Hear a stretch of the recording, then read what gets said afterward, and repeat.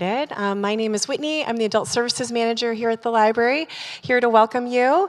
As a parent in Bexley, I'm always looking for tools for teaching my kids how to ride their bikes in Bexley, and I was so excited when Safe Routes Bexley approached us about doing a program here, and I can think of no better people than Craig Ness and Jess Audie and Mark Subel to talk about this topic today.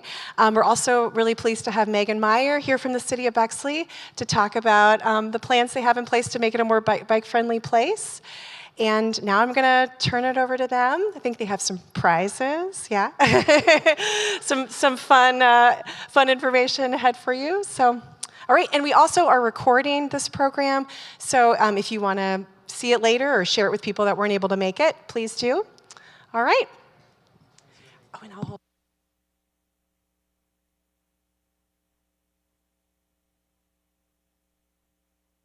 Check, check, check. All right. Thanks, Whitney. Hi, I'm Mark Subel. Craig Ness is here. Jess Audrey's here too as well. We're with Safe Routes Bexley. We'll get into that in a minute. But first, I just want to ask a question. Was anybody out on their bike yesterday in this beautiful weather? Anyone? Okay. I was out with my kids all day. Another question is, and if you guys have questions along the way, please ask us and just raise your hand or just blurt out the question. Basically, you know, the premise of this presentation is really safety when riding. When Jess and Craig and I go around and talking to residents, one of the main concerns they have is actually riding around their bikes in Bexley. They would do it more if they felt safer. And do any of you feel that way in terms of you would ride more, or you'd have your kids or your adults, your parents ride more if you felt safer? Okay, all right, we're aligned. So that's really the premise of this presentation. We hear this from a lot of people, and we share their concerns. I have kids that ride around this neighborhood, and we've met people, you know, older folks that want to ride more, but they feel like if there was more infrastructure here, they would do it more. So we want to talk about ways that we can make it safer, or strategies for riding safer, and also the safest routes throughout Bexley.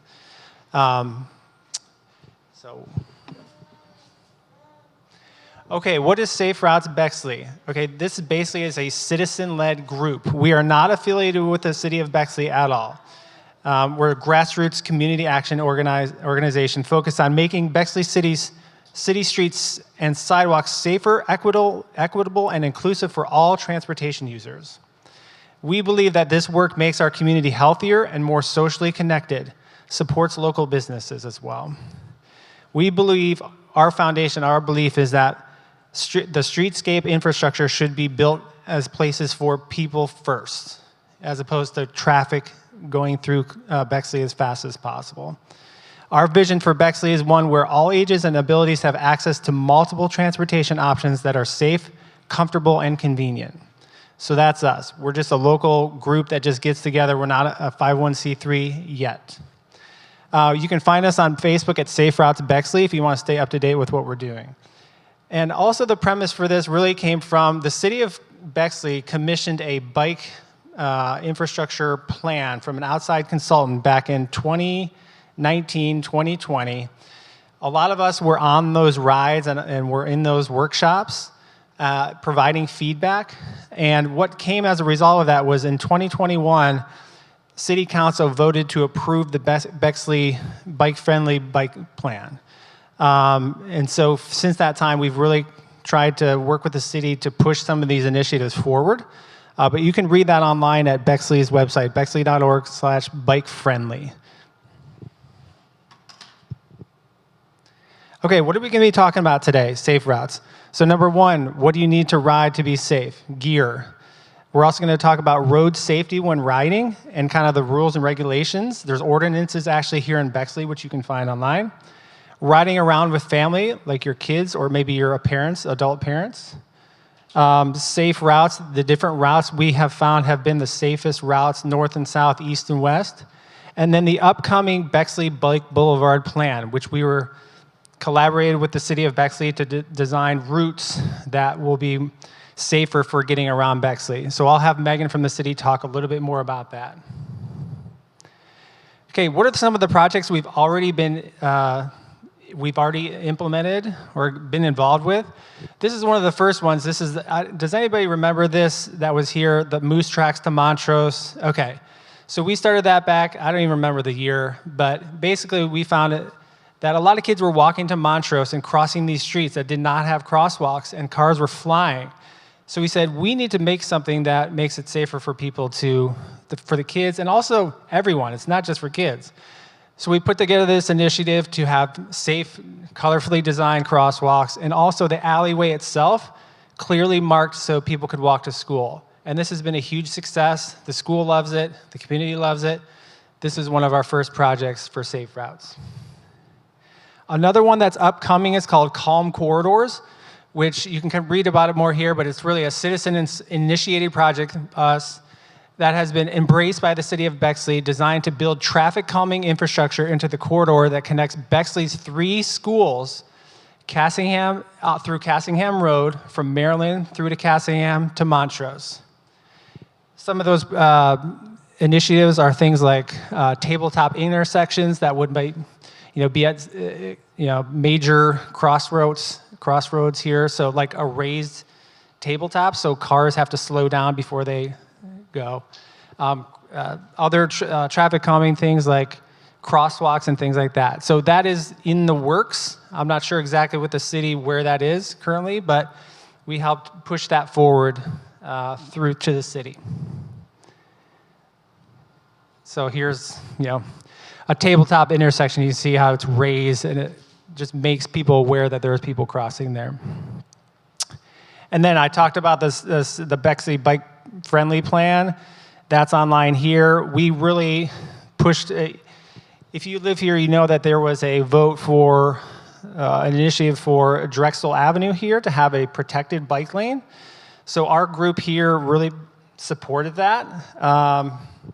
It did not get approved. It was put forward by council back in 2022, and every council member did not vote for it, but we really supported that initiative and really are trying to support that for any future bike lane infrastructure. And you can keep track of some of the Bexley Bike Plan progress on the city's website. You can see there's a lot of things that have not been done, which is okay. We're working on that with the city, but we really appreciate the city for taking these initiatives to at least try to make them happen, but we're trying to work with them to really push them forward for safer bicycle routes for Bexley. Okay, any questions on anything that we've done, our organization, or questions you might have about safety initially, before I bring up the first discussion of safety? All right, I would like to introduce Craig Ness, who's going to talk about bike safety in terms of the gear that you need. So for your kids, for your parents, for yourself, things to be safer to ride around. All right, thank you, Mark. Thanks for being here today. We're really excited to talk about this topic with you. I will go over some ways that you can add accessories to your biking routine to make yourself more visible and safe.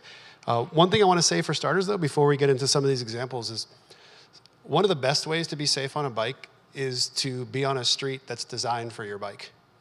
If we have the right infrastructure and the right street design for that, that's the best way for people to have worry-free riding and to keep yourself safe. And I want to say some of the work that Mark mentioned that we've already done, and some of the things the city has planned, and some of the things that Megan is going to speak to later for bike boulevards are really going to improve that in Bexley. But for now, there are ways as a secondary form of safety that you can gear up. This is admittedly a minor fetish of mine. My wife is here. She can attest to my gear fetish. So I do feel uniquely qualified to speak on this matter. Okay, so let's start with one of the obvious ones, which are helmets. If you don't have a helmet and you're in the market for one of my suggestions is to go to a store to get fitted. Yes, you can buy them online, but one of the best ways to make sure you have the right fit is to go to a store, have someone there help you, and make sure that it fits correctly. all the modern helmets that I see now have a dial in the back, so that even if it's a little loose when you put it on, you might be able to tighten it. You don't want it to shake off your head, especially if you are in an unfortunate situation where you have impact there. The other thing I'll mention is if you really want to do your research, there's a rule of thumb that every 3 to 5 years it's good to replace your helmet. Not necessarily for deterioration, but there's advances that happen in helmet technology. One of them that I have to read, if you want to look up the best rated safety helmets, there's a designation called MIPS, Multi-Directional Impact Protection System. So you can find a list online of companies and brands that sell those types of helmets. There's some fancy design where the interior part of the helmet can move slightly if you happen to have some force or impact come at your head, and it will absorb that impact better. And lastly, I'll say, as far as the law in Bexley goes, there is a law that's codified for anyone under 18 years of age to wear a helmet. All right. Moving on, lights. I think one piece of advice for lights is to think of it in the same way that a car would use lights. Using white or bright lights in the front, like a car would for headlights, and using red lights in the back is a good rule of thumb there. The white lights are not very helpful during the day, but obviously they're helpful at night.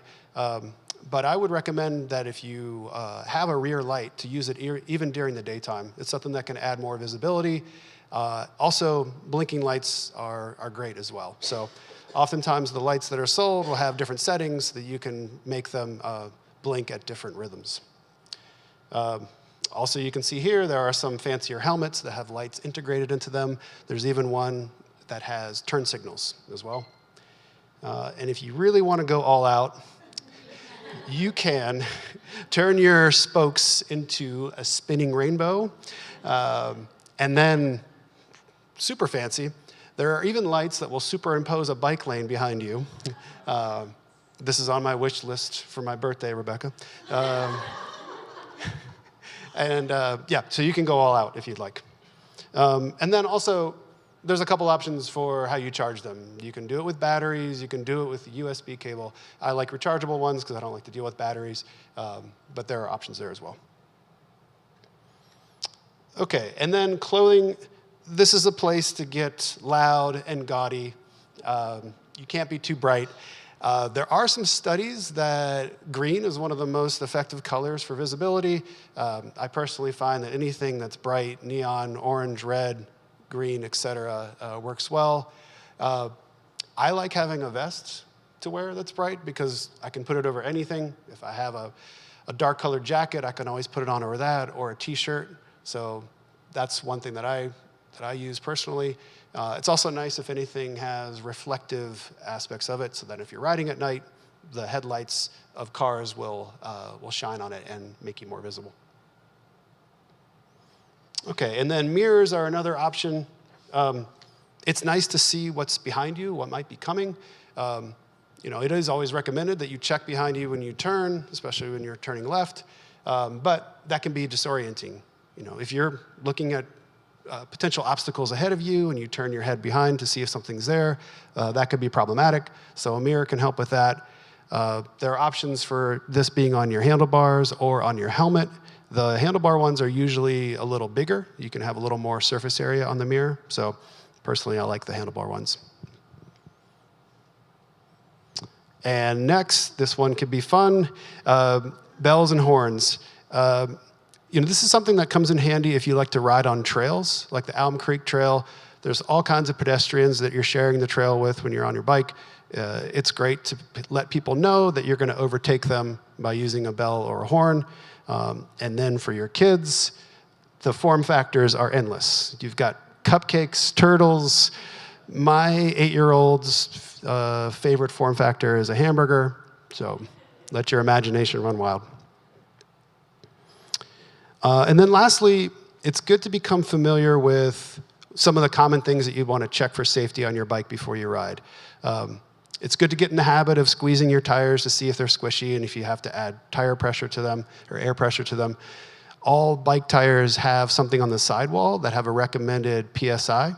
So you can find that. Sometimes it's hard to see because it's the same color as the tire, but it's imprinted on there and you can use a flashlight. So it's good to know how to pump up your tires. The city of Bexley does have an ordinance that you have to have adequate brakes. There are a couple brake types on modern bikes in general. There's disc brakes and there's rim brakes. The rim brakes need a little more maintenance on a regular basis because they get worn down. The disc brakes last a bit longer. But if you do need maintenance on your brakes, it's usually good to take that to a shop. It's a little more involved.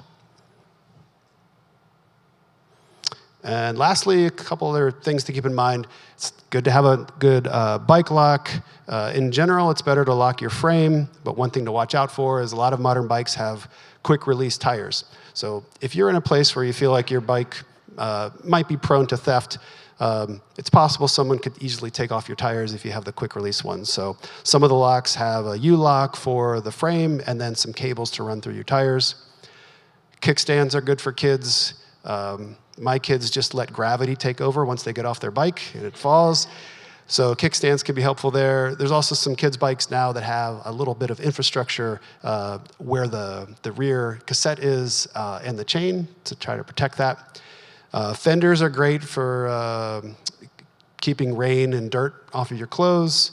Reflectors are good, but I'd say lights are better. But some bikes have reflectors built into the spokes or into the pedals. A couple other things I'll mention. Some of us like to ride year-round. You know, there's that saying that there's no such thing as bad weather, just bad clothing. So if you do want to ride in the winter, there's all kinds of ways that you can stay warm. You don't have to let that be a factor. And then for some of those basic repairs that I mentioned, if you need to tighten up your seat or move it or tighten up your stem on your handlebars, it's good to have a little hex wrench or a bike tool that all bike stores sell. And then lastly, one thing to mention is you can register your bike with the police department in the city of Bexley. There's also a program in the city of Columbus where you can register your bike as well. And if there's any issues with theft, sometimes that can come in handy.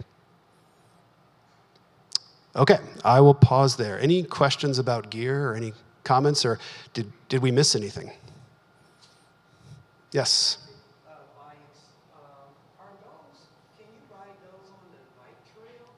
Electric bikes? Brian, do you happen to know this question? We have someone from the city of Columbus who could probably speak to. Yeah. Yeah, you can ride those on the bike. But it has to be a class 2, right? 2 and under. So 20 miles an hour and under. Some bikes go up to 28, but so you cannot technically ride those. Yeah. Okay. Yeah. Yeah. Yeah. I have an e-bike and I ride on the bike path. So yeah, it's a good question. Also, just to let people know, we get this question a lot. Are you allowed to ride on the sidewalks? The answer in Bexley is yes, you are. You want to obviously watch your speed there and watch for pedestrians and let them know if you want to overtake them. In the city of Columbus, it's not permitted to ride on the sidewalks downtown. I'm not sure about outside of downtown, but we do get that question a lot in Bexley. And some people feel more comfortable riding on the sidewalk, and that accommodates that preference. Yeah, so you can do that here. Yeah. Go to that next slide. Yeah. Oh yeah, so we're going to talk about that now, road safety and rules, and there's ordinances here in Bexley and everything like that. So hand it over to Jess. This one. Okay. Thank you. Hi, everyone. All right, so road safety and rules. So as Craig and Mark were talking about, this is the full codified ordinance for bicycles of Bexley, if you want to go ahead and read it. But like we were saying, it's helmets under 18, you're allowed to be on the sidewalk, and just making sure that you have a belt, no more than 2 abreast. We'll go through all of these as well. So bicycles must follow all traffic rules under the state law, and we are basically considered vehicles. So you want to make sure that you stay to the right, and that when you're passing or road is too narrow, you are allowed to use the full lane. So that's anywhere in Ohio, you're allowed to use the full lane. Don't let cars get you all worried about, oh, there's somebody behind me, I gotta scooch over. Take the full lane for full safety. And you are allowed to have that 3 feet for passing. Whoops, sorry about that. Oops. All right, some basic hand signals. Again, just kind of which way are you going? We're going to the left. I point that way. I go to the right. You could also say turning right like this. The big thing is, especially when I see a lot of our young riders here, when you're riding together as a group, you want to say, whoa, I'm slowing, so that your friend doesn't jam in the back of you. So I'll say, hey, I'm slowing. I'll make sure my kids say I'm slowing. You can put your hand down and say I'm slowing. And then just anytime you call out something, there's something in the road, there's a pothole, there's something that's always going to make sure that everyone's staying super safe and doesn't get hurt. Okay, so especially on streets with parking, like we were just saying, you're allowed to use that full lane. So you don't want to get too close to the doors of a car because they'll open it up and you could kind of fall, like go right head over heels. So one of the big things I've been telling people is if you could see in the mirror, if there's somebody in there, give them a little bit extra space. If you don't see in that side view mirror, then you're good. All the new cars have everything kind of collapses in, so that's really great. Okay, so you are allowed to ride two abreast. So two friends could be next to each other, but the third one is a no. So you want to make sure you stay two. And if it gets super busy, you're all going to want to go single file. So those are things, again, as we're riding as a group, as I have, my kids' friends all together, make sure you call it out. Hey, I hear a car behind us, let's ride single file, so that everybody knows what's going on. Whoops. Okay, so as Craig and Mark were just saying, you are allowed to go on the sidewalk. So let's say somebody made the wrong turn. Oh man, I'm now getting close to Drexel or Main Street or Livingston or Broad, and it's too crazy right now. I'm gonna hop on the sidewalk. That's fine. And again, you just wanna make sure that you're using your voice, letting people know on your left, coming up behind you, and walking when you need to walk the bike. I clearly don't use Max ever, so there we go. Yeah. Okay. And then riding as a family. Do a lot of you guys all ride together as a family? Yeah? All right, some people? Great. Okay, so we are going to enjoy riding all together. One of the best ways to get the young kids out is to put a bike trailer on. And it does add a considerable amount of weight, so just make sure you're not going up that hill on Clifton. And that will get you there. But some other great options for kids to start out is that balance bike that really helps get them going when they're learning without training wheels for their big kid bikes. You have the tag-alongs, which are super awesome because they're right there behind you. They don't have to worry about the balance. And then if you have multiple people riding out together, you can do an adult in the front and an adult in the back so that the kids are protected in the middle. When I go riding with some of my kids, where it's just me and them, I make sure that I am behind them and telling them what to do and making sure that they're stopping and looking and making sure everything is clear to go forward. And then you have the e-bike, which is a pedal assist with a cargo bike. Super awesome, great way to get lots of kids places, for sure. So just some of the great fun things that we do is just gets us outside and it keeps it super fun. It's a great way. My daughter and I have a ton of great memories of going out and packing some snacks and going up to the park and cycling up there. The biggest thing this year, I have a 5th grader, a 3rd grader, a 1st grader. The 5th grader and the 3rd grader have been allowed to go out on their own. So man, do they feel like the world is their oyster right now. And it's freedom for sure. But yeah, just develops a great appreciation of outdoors. Now they know also where CVS is, so they go get candy on their own. So that is it. Does anyone have any other fun tips that they do with their family when they take their family out, or just out riding in general around the neighborhood? Don't all talk at once. All right. I'm going to pass it back on to Mark now. Or did you have a question? I do have a Yes. question. So I know that I can't remember the full name of it, but there's a certain kind of stop that's legal in other states, but not Yeah. Idaho stop. That is not legal here. So we Right. do have to stop at all the stop signs. So that's, yes. If there's no cars, you could roll through. But here, I've been telling everybody just to stop, take a foot off, make sure everything's clear, and go. Because it's my understanding that Yeah. it's safer because it's easier to see us, since cars are typically looking, or people who are driving cars are typically looking for things that are in motion. Mm-hmm. So it's my understanding that it's safer. So there's nothing in the works for this to be legal in That was on the checklist, I think, right? For coming soon, yes. Yeah, Mayor Ben tried, I forget what the holdup was, but he was a proponent of it, and I don't remember the reason why he couldn't get it through. I think it was a state thing or something. Don't quote me on that. It's something like that.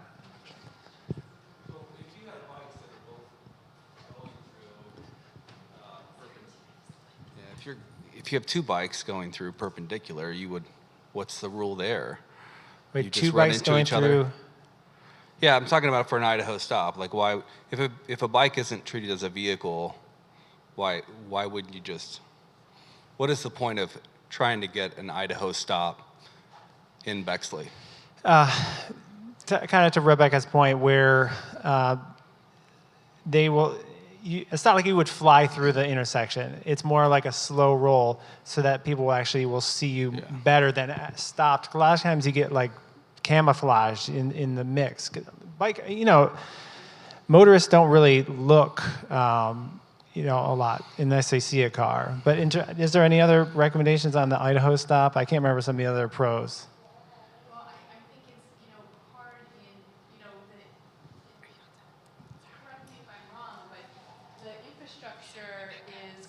the infrastructure here is created for cars, and then as a cyclist, I know full stopping at every intersection is, it takes a lot to stop your bike and start and stop and start. So it's not really conducive to cycling, and I feel that the Idaho stop is safer, and maybe we'll get more people riding if we're able to not have to fully stop at every corner. So Yeah, that's a good point. We have another question. Oh, no, go ahead. No, well, actually, can I make a? No, I was just wondering, we have a lot of four-way stops in Bexley, so just wondering about your recommendations. Like, what types with of stops? kids. Oh, the four-way, like, stop signs. Like, do you recommend that, like, your kids, if they're on the street, like, they make eye contact with the driver or whoever gets there we recommend they first, stop. Yeah, we recommend they stop, yeah. But yeah, make eye contact. I mean, it's hard to teach kids exactly the right ways to ride. That's the way I typically ride with them. But yeah, fully stop for sure. I wouldn't say, hey, kids, do an Idaho stop, go through it. Yeah. We were living in two cities over the last, when the Drexel conversation was happening. It seemed like such a good opportunity for a bike lane. What was the discussion, or like, why did that fail to progress? Interesting question. So I'm sure it was a hot topic. I know. Well, I was still on the bus, so yeah. I just missed the in-person stuff. So what? So the main concerns that we heard from people, mainly on Drexel, were that they would lose parking. They didn't want to look when they backed out of their driveways. Any others, Craig? Those are the main ones. City services, right. So like snow plow removal or snow removal and leaf pickup were also a concern. Although Brian with the City of Columbus is here, who they found a way to be able to clear their bike lanes with all those. So those were the main concerns that we heard from residents, and we were at the City Council meeting providing feedback of why we thought the bike lane was good, and it didn't resonate with the residents. Yeah. So hot topic there. So safe bikes. So we've talked about safety and all that. Do you have any questions on safety when riding? Because we're going to get into the safe routes in Bexley now, like riding around. Okay. All right. So the safest ones.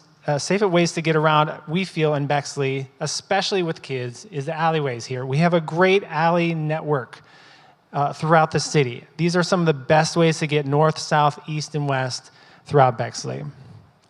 So we have an interactive map that we'll put on this after this that Jess put together. But before we put that together, I mean, these are all in central alleys going north and south. You can see some of the main streets. I mean, they all have alleys behind them. So if you're riding anywhere here and want to go north or south, you can go on any of the alleyways here. Just a great way to get around Bexley safely. Like here's even small ones. Like a lot of people don't even know about this, but Sherwood here, the street behind Main Street North, if you want to get from, let's say Main Street and you just cut up on Sherwood, if you want to get all the way up towards Central and North, you can take this alley right here that takes you up to Fair Avenue, which is another east and west connector, and there's other routes there that are safe. So like finding these little things will help you to get places around Bexley. This was a great route for us when we went from south up through Central to get to the pool, for instance, with our kids. And Central, again, has east and west. We show north and south. There's a bunch of east and west, especially getting over towards Remington and Cassidy, or Cassingham and those types of things. This street here, Remington, is technically a street, but it kind of acts like an alley. It's really small. It's a great street to go north and south to the school. South Bexley is just almost every block has an alley behind them that you can take north or south, east and west, primarily north and south. And north is the same way, North Bexley, same way. So just a great way, a great safe way to get around if you don't want to take the major arteries, like Drexel, like Cassidy, like Remington. Yeah, we wish there were lanes there, and we've advocated for that. They're not there currently. So these are the next best ways to get around Bexley safely. And again, we're going to put this online, and also we'll have an interactive map as well that we'll put the link to that you can pull this up and see at any time. Okay, so that gets us into the next best thing from bike lanes, which is the step down called bike boulevards. Does anybody know what these are or have seen these before? Have you seen these? Okay. I'm going to give a technical definition so people online I'll read this. So a bike boulevard is a low traffic street that is optimized for bicycle travel while still allowing access for motor vehicles. The streets use traffic calming measures, signage, and design elements to prioritize bikes over cars, making them safer and more comfortable for all cyclists.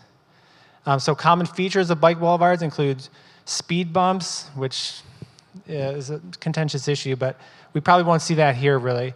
Curb extensions that kind of come out and make the road narrower, roundabouts to slow down vehicles, bike-friendly intersections, which is part of the calm corridors concepts that we brought to the city, bike crossings, median islands, ways to make it. Basically, all of these are designed to help slow down car traffic, right? Make the streets narrower and make motorists aware that there are other things happening here than just flying through the street. So the city started putting together maps for these bike boulevards. And we had helped work with them and consulted on some different routes. They finalized all the details and are implementing these now. And I'll let Megan from the city of Bexley talk about those and where they are and when they would be implemented and more details. So Megan, you can come up. I like to think of them as like subway routes for bikes. So think of like colored subway routes, but for bikes. Thank you. All right, thank you. Good afternoon, everybody. Megan Meyer, I'm with the City of Bexley. I'm our Director of Administration and Development, which is a fancy way of saying I just pretty much do anything Mayor Ben asked me to do. It's kind of a catch-all position. I also have a small confession to make. I haven't ridden a bike in years, and I do have a good reason for it. But recently, I injured my Achilles tendon playing soccer. It wasn't great. And I went to Europe on a knee scooter, and I got to tell you, the bike lanes in Amsterdam were my thing. I was going so fast, and all my friends who were walking couldn't keep up. And so I have a soft spot in my heart for bike lanes. And I do understand that bike boulevards are not the most preferred, transit for cyclists. You'd like to have that dedicated bike lane, or you might want a shared use path. But a bike boulevard does accomplish some of the same things, and in a much lighter infrastructure footprint. And so, there are kind of three main things about these bike boulevards, right? First, they're selected because we are already know that there's some of the safer places to ride. Second, we'll put in pavement marking. And so I don't know if anybody goes to Franklin Park frequently, and if you're going east-west on Oak Street, those are kind of the standard bike boulevard pavement marking.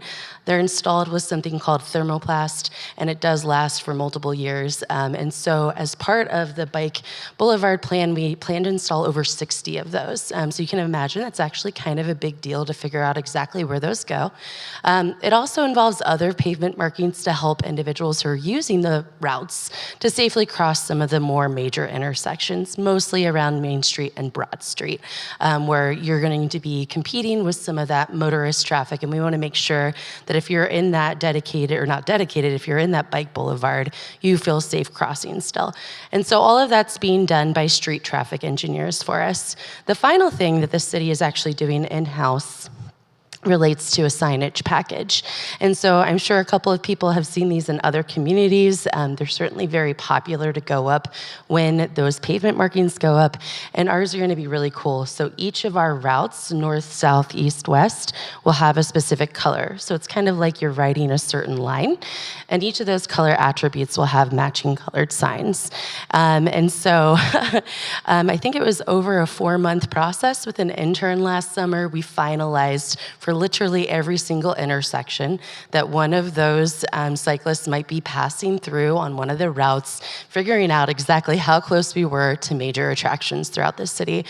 So that was both a desktop exercise, and we actually spent a lot of time out there on the streets figuring it out. And then we double-checked it. Mayor Ben, the intern, myself, Elizabeth Ellman, our sustainability coordinator, actually drove all the routes in one of the golf carts too, just to make sure we'd gotten it all right. So that's the third component. So you've got, first of all, a street or a route that we already know is safe. We're going to have the pavement markings, and then you're going to see these signs installed.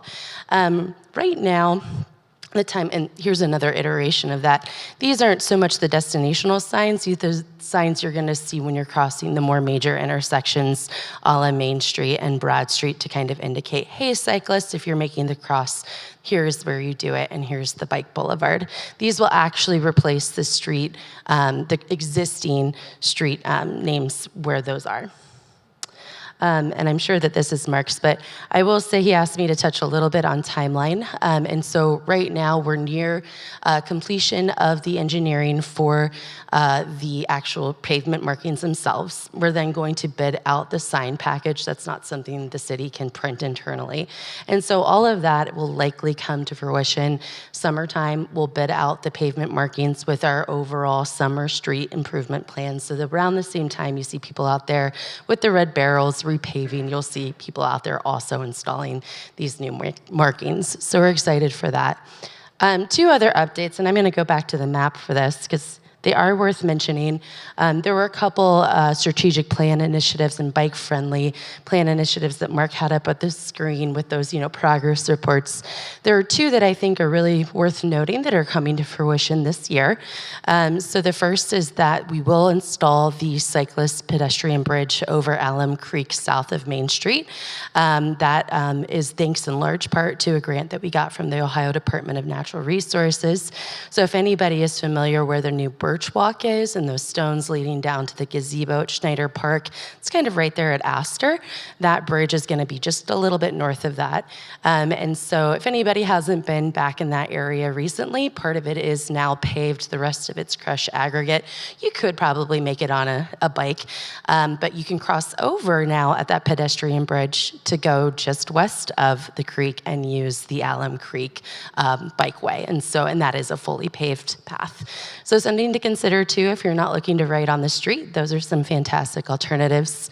The other thing that has happened recently is with the passing of CODA's Link Us initiative. That's for the bus rapid transit and for a number of other improvements. There is a new pot of money out there that local governments like us can apply for called Transit Supportive Infrastructure Funds. It's over $65 million a year that we can now competitively go after. And we actually have a couple of projects projects that were in the bike-friendly plan that will be funded by those TSI dollars. The first one being improvements over the Main Street Bridge over Alum Creek to have a separated cyclist pedestrian lane. So that is actually a pretty narrow bridge. Those sidewalks are somewhere around 4 feet. So to increase safety, we'll have something that's off of the bridge for cyclists and pedestrians. And then also an allocation for trying out our calm corridor. And so that in and of itself is a bit of a pilot, right? So that's something that Bexley made up, this idea of a calm corridor. And it's really fantastic. And so we're working with our engineer now to look into how can we actually implement those raised platforms, intersections, more bump outs, things of that nature. And then finally, I am in the economic development world. One of the things I'm doing right now is working on our land use strategy update. And by way of that, kind of universally, everybody agreed that we should have a shared use path on North Cassidy, west of the street, north of Maryland. So part of that is to connect to the City of Columbus's infrastructure intersection improvement project at 5th and Cassidy. They're going to be installing all the way from 7th down a shared use path to the west of the street, and we would like to see if we can't connect that all the way from the railroad tracks where their project ends south to Maryland. So engineering for that is also being explored. We don't have funding yet for that project, but we're getting an idea of if we can actually make it happen from an infrastructure side. So lots of fun things underway. We'll get some more of those projects checked off and updated on the website for sure. Can I do a quick plug for Jeff Speck? Okay, and I'm so sorry. You are? Okay, I'll let Mark do it. Okay, shameless plug. This isn't exactly related to bikes, but I think people in this room would probably appreciate it. We're having an author come in, his name's Jeff Speck, and he wrote a book called Walkable City, among others. And this individual is just kind of the go-to in the planning and economic development world for how to make your streets more in service to your individuals and to the community as opposed to motorists, right? So to the pedestrians, and how to make the outdoor room make sense and to engage with everybody more. So he's actually gonna complete a walk audit for us. We're gonna walk Main Street together. He's going to give a public presentation for free at the Drexel on April 23rd. And I'm so sorry, this time has already changed. We push it back to make it a little bit later in the evening, but that QR code does work if anybody would like to register. I suggest you do. Spots are already filling up fast, so it should be a really fun event. And it'll kick off our commercial design guideline process, which is a fancy way of saying it'll help us determine into the future what we require by code as things get redeveloped to improve Main Street and other commercial areas. So lots of good stuff going on in Bexley. Thank you, Megan. That was super informative. And I just want to take a moment to thank, oh, go ahead, Craig. Mark, I was wondering if we could take a moment in case Megan could take any questions. 'Cause I had one as well. For the land use strategy that you mentioned to use some funds for new infrastructure on Cassidy, do you know if it's possible that now that Bexley schools are going to develop a new complex, I think it's just north of 5th Avenue, is it possible that the infrastructure could connect to that? Is that a consideration? Everybody's talking about it, and nobody has the slick answer yet because, well, first of all, that shared use path is kind of a grace to us, right? That is one engineering solution to ensure people have a safe off-street route. But I think that other options are being explored, and there is the Alum Creek Trail does terminate and kind of make like a weird jut before a bridge. There's a thought of like, okay, well, what could we do as a community working with City of Columbus to improve that and make a connection that's completely off-street, right? And to make that a more traveled path. And so I think a number of things have come up. I've heard everything to the point of so extreme as to build like a pedestrian bridge over 5th, and I don't think that that's the engineering solution, but all things are being talked about and considered in collaboration with the schools in the city right now. I have a couple questions too, Megan. Thank you. So I'm asking as a mom, my kids have had a couple scary close calls riding their bikes to school, so I have my mom hat on right now. So I'm curious, like, I understand that some careful consideration went into determining what makes these routes safer, the ones that were chosen, and I'm wondering if you know like the specifics of what makes the chosen route safer. So actually, I do think Mark would probably be better to answer that. I'm about a year fresh to the city. I actually wasn't as engaged in that process. I do think it has to do with general traffic volume, the number of intersections. Obviously, the more intersections, the less safe it becomes, the number of driveway accesses and curb cuts. But I bet Mark has more to share on that. You were part of that process, right? Okay. Okay. Sometimes I can be a replacement bin on this question, not today. I'm so sorry. I had one other question.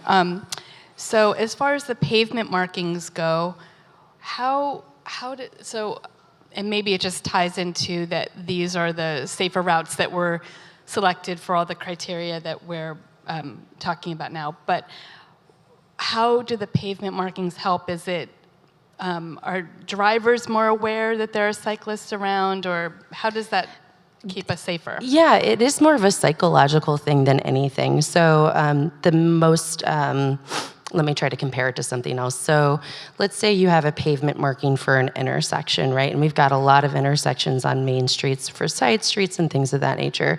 You could draw just 2 lines to indicate an intersection, or you could piano it and have it, every 2 to 3 feet. And one will be more visible to a driver than the other. And that is why we go with the more frequent pavement markings. And so it's really just a visual aid to remind drivers that there are cyclists here, and in and of itself, that becomes a traffic calming measure.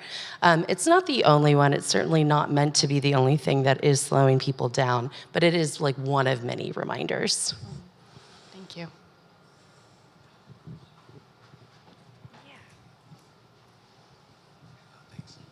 Where the bridge is going on that trail in the Southwest Bexley, are you allowed to ride your bike on that now, currently? So yes, so the paved trail begins just around Astor heading south, and you can absolutely ride your bike. I will say, so this is one of those funny things. You can ride your non-electrified bike in Bexley parks. However, e-scooters and e-bikes, I do believe, are prohibited on the sidewalks and on trails. But a typical cyclist on a bike could do that.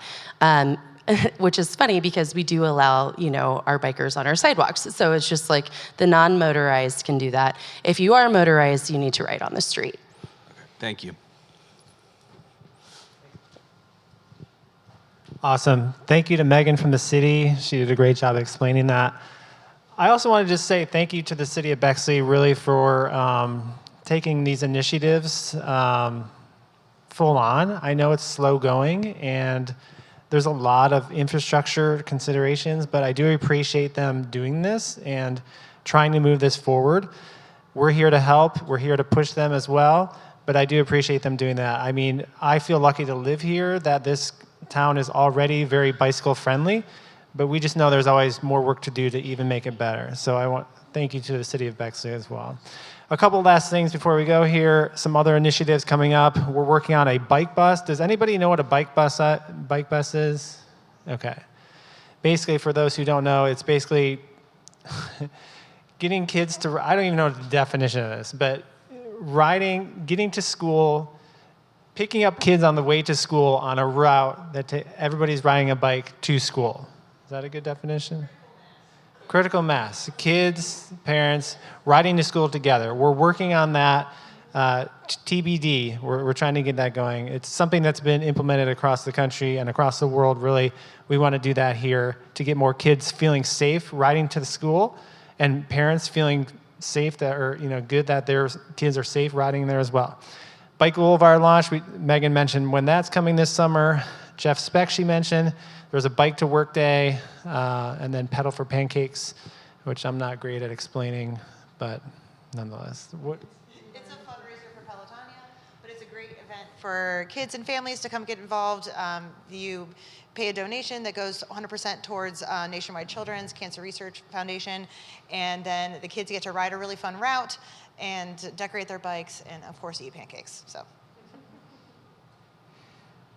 And then again, we're at Safe Routes Bexley on Facebook, and that's where we are. I thank you all for coming here. Does anybody have any other questions about anything cycling related? Yes, go ahead. So like with the bike boulevards, like we've identified that those are the safe route. Would you say currently like the bike boulevards are safer or the alleys? And I realize that might just be like personal opinion. Question that puts me on the spot. Yeah, I realize that. That's and you could speak off the record if you need to. No. I mean, personally, I still think the alleys are super safe because you're protected from traffic. Yeah. But we know that that's not, faster routes could be on some of the routes. Like Drexel's a great example, right? To get north and south, if there was a dedicated lane there, that would be a route that we would take instead of going back to this alley, cutting over here, and going there. So I don't know if that answers your question. But I feel like the alleys are still the safest, especially with children and really anybody. It doesn't matter. I mean, I ride through there. So, yeah. Thank you. Yeah.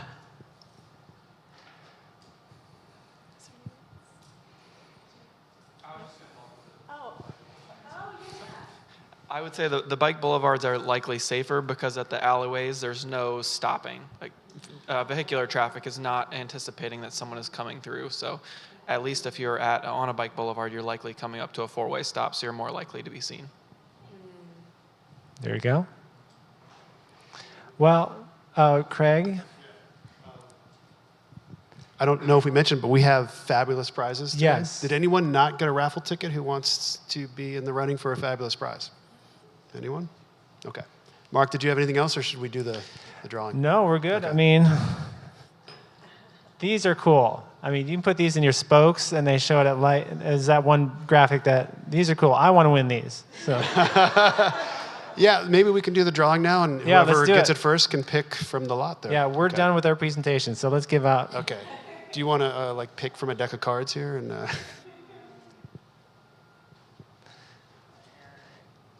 Number 4374217. I guess you could. you need to be present to win. Okay. Sorry. 4374229. All right. Right. All right, you can pick whatever you pick. want. Just don't pick that because I want to take that home. No, I'm just kidding. Take whatever you want. We have bells, lights, and bottles. Lots of things that start with B. Yeah, we have bottles up here, bells, All right, should we do the next one while he's choosing? and then the lights for your The spokes. last four are 4226. Yeah, that's a good choice. 4226. Anyone? Ah, come on up. All right. And I also want to thank Whitney from the library for putting this together. It was really nice of her to put that. Give her a round of applause. That was, Okay. Last four are 4223. Woohoo! yeah. Come on up. We have 3 more things. Okay. Last four, 4218. All right.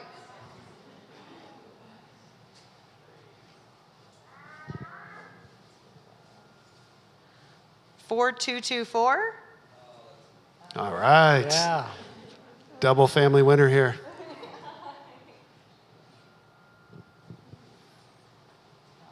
Okay.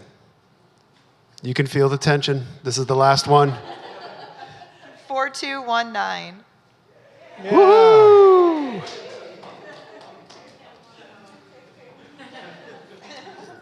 Yep. It's getting hot out there. That'll come in handy. All right, thanks again. Have a good day. Thank you.